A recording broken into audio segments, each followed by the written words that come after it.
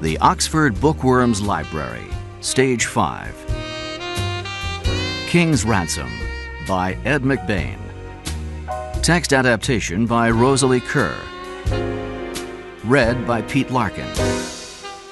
Published and copyright Oxford University Press, 2000. CD 1.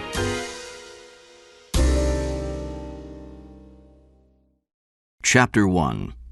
We want your voting stock, Doug. Outside the window, boats sailed up and down the River Harb. In the clear October air, orange and gold leaves screamed their color against the cold blue sky. The room was full of cigarette smoke. It hung over the 5 men like the breath of ghosts. The room was enormous, but it was full now. Full of the dirty ashtrays, used glasses, and empty bottles left at the end of a long and difficult discussion. The men themselves were as exhausted as the smoky air. Tired but determined, the men sitting opposite Douglas King hammered out their argument. King listened to them silently. "We're asking you to think about profit, Doug, that's all," George Benjamin said. "Is that a lot to ask?" "Think of shoes, yes," Rudy Stone said. "Don't forget shoes. But think of profit. Granger Shoe is a business, Doug. A business. Profit and loss. The black and the red." "And our job," Benjamin said, "is to keep Granger in the black. Now, take another look at these shoes." A thin man, he moved fast and silently to a glass table, which was covered with women's shoes. He picked one up from the pile and gave it to King. "What woman wants to buy a shoe like this?" he asked. "Don't misunderstand us," Stone said quickly. He was a muscular, blond man who looked much younger than his 45 years. "It's a good shoe, a fine shoe, but we're thinking of profit now." "The red and the black," Benjamin repeated. He turned to an older man sitting beside him. "Am I right, Frank?" 100%, Frank Blake said in a thick Southern accent. He blew cigarette smoke at the high ceiling.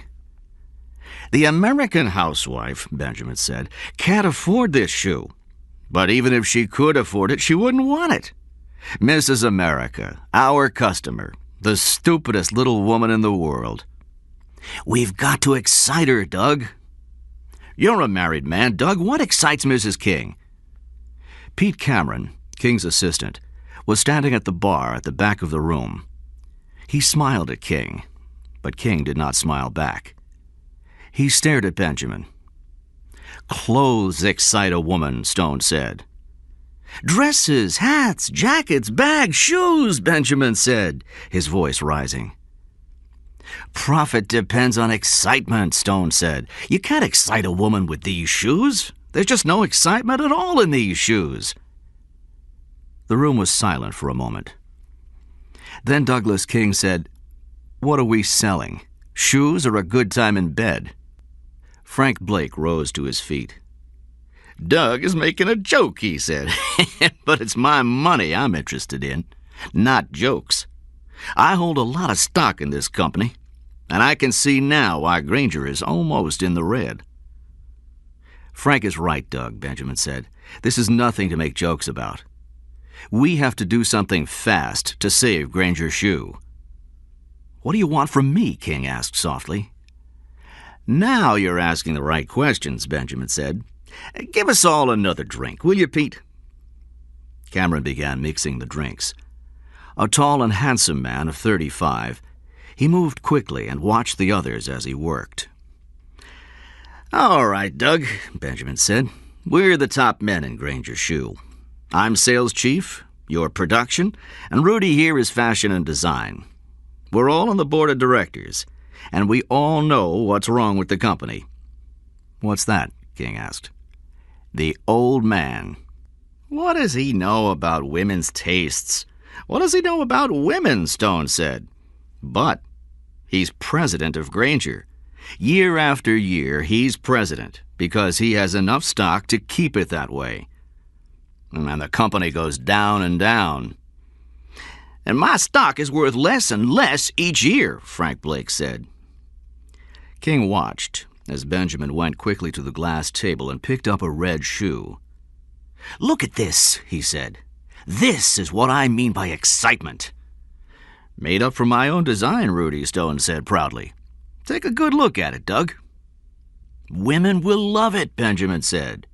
"What do women know about quality as long as the shoe looks good?"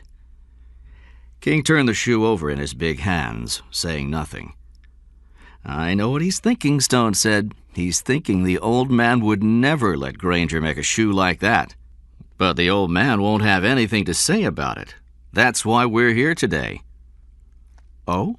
Is that why we're here?" King said, smiling. Only Cameron smiled back at him.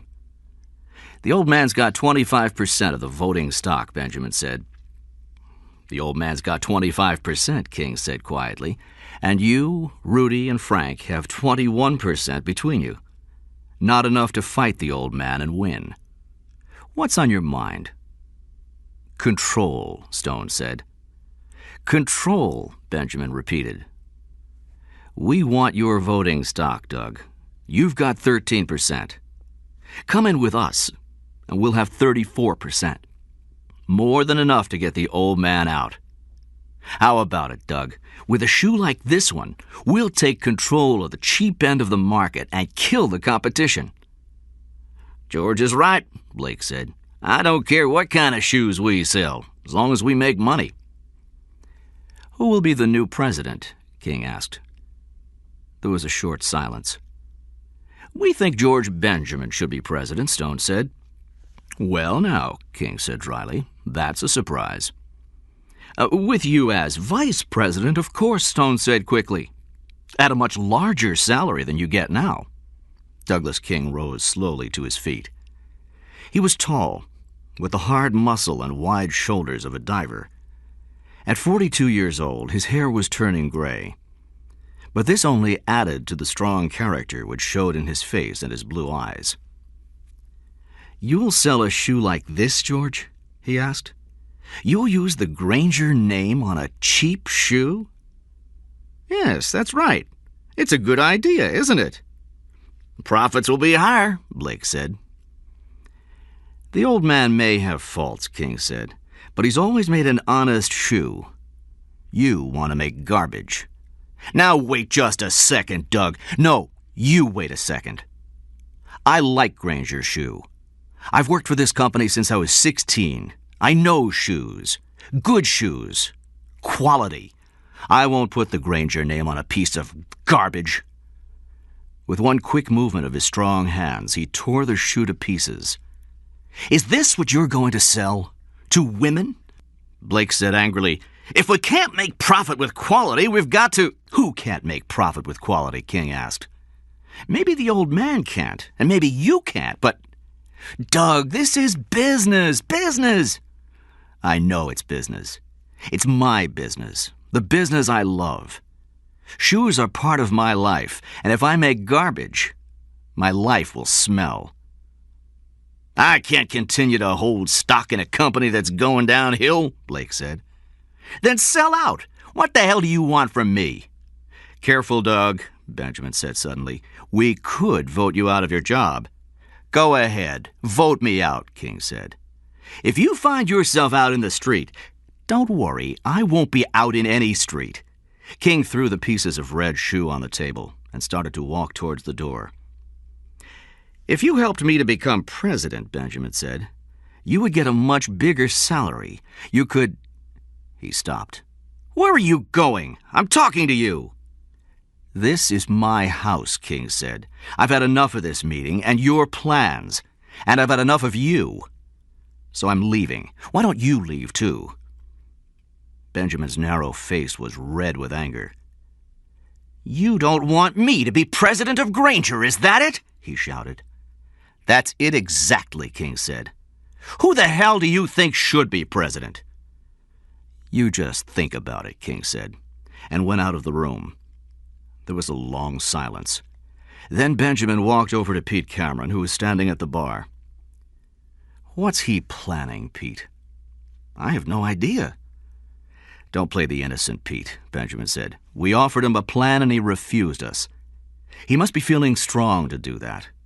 What's he feeling so strong about? Why don't you ask him? Don't get clever with me, boy. What's your salary? 20, 25,000? You can do better than that, Pete. Can I? What is it? A deal with the old man? I want it smashed. And the man who helps me smash it could find himself taking King's job.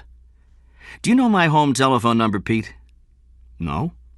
Wesley Hills 4 7981. Will you remember it? I've been Doug's assistant for a long time, Cameron said. Then it's time for a change. Give me a call. You're very persuasive, Pete said. It's a good thing I'm an honest man. Yes, it's a good thing, Benjamin said dryly.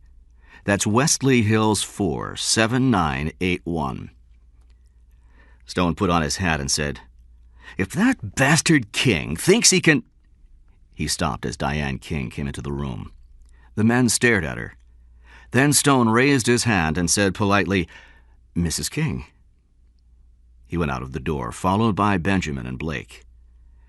Immediately, Diane said to Cameron, "What did they do to Doug?"